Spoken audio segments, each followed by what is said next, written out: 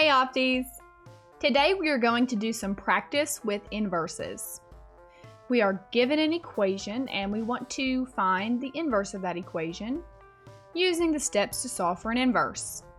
Number 1 is a linear function and number 2 is a quadratic function. Let's go ahead and take a look at our number 1, which is a linear function. Number 1, what is the inverse of the given relation? So we have y equals 4x plus 16.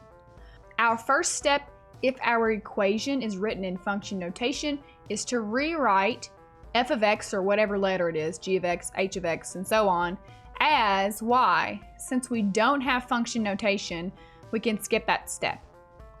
Our next step is to swap x and y. Remember, no matter if we're talking about inverses algebraically, graphically, or in a table, we always swap x and y. That's the big idea with inverses. So let's do that. Instead of writing a y, I'm going to write an x. Instead of writing this 4x, I'll write a 4y. And we still have our plus 16. Now let's solve this equation for y. Subtract 16 from both sides. That's 0. We have x minus 16 equals 4y. Now we need to continue to solve by dividing both sides by 4.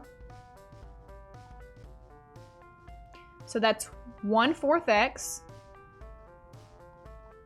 minus 4, because negative 16 divided by 4 is negative 4, and that equals y, because 4 divided by 4 is just 1. Okay, so our last step is to rewrite our y as y inverse. And if we had originally started with an f of x, we would have written f inverse of x. So 1/4 x minus 4 equals y inverse.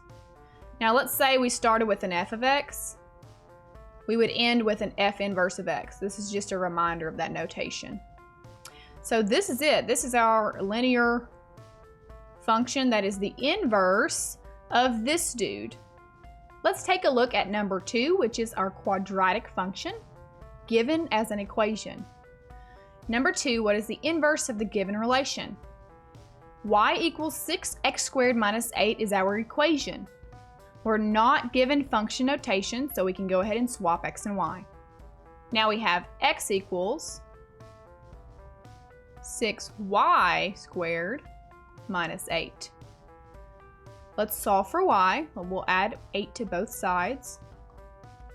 Now we have x plus 8 is equal to 6y squared. We'll divide both sides by 6. That becomes a 1. Now we have 1/6 x plus, if we take out a 2 in each, we get 4/3, or 4/3. And then we have y squared. We're almost done. We need to get y by itself by taking the square root of both sides. So I'll rewrite what we just had here. 1/6 x plus 4/3 equals y squared. To get y by itself, we will take the square root of both sides. And when we take a square root, we have to do plus or minus. So this is going to be plus or minus. And I will explain why in just a moment on our point to ponder. So this equals y, and our final step is to rewrite this as y inverse. So y inverse is plus or minus 1/6 x plus 4/3. Now here's something interesting about this particular example. Because our original function was quadratic, the inverse is not actually a function. This plus or minus will give you like a sideways parabola. You know how we talked about a square root? So we see a square root. A square root looks like half of a sideways parabola, right? Well, when we have the plus, that it looks like this kind of piece. And the minus is this piece. So notice that for any x value, except for this point right here, you're going to have 2 y values, so it wouldn't be a function. That doesn't mean you can't find the equation of it though. So this will be the equation of that, but just know that the inverse in this example is not actually a function, which is interesting. Let's look at our point to ponder. So when taking the square root, the result is always plus or minus. An example of why is below. Okay, so let's take a look. Think about the number 25. If you take the square root of it, it's a pretty nice number, right? It's either 5 or -5, and here's why. Suppose you have the equation x squared equals 25. Well, if you wanted to solve for x, you would take the square root of both sides like we did over here with our y squared. So the square root of x squared would be x, and we know it has to be plus or minus 5 because of this last line here.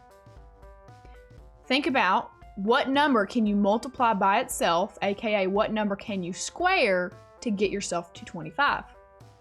Well, 5 times 5 is 25, and -5 times -5 is 25. Another way to say that is 5 squared is 25 and -5 squared is 25. If that -5 is in parentheses, which it would be because you're squaring the entire x, just like here, x squared.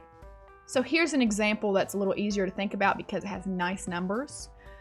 But the situation is the same for any square root you're going to take because of the fact that a negative times a negative is always a positive. So anytime you're taking a square root, do plus or minus that square root. All right, that's it for inverses practice with linear and quadratic. See y'all next time.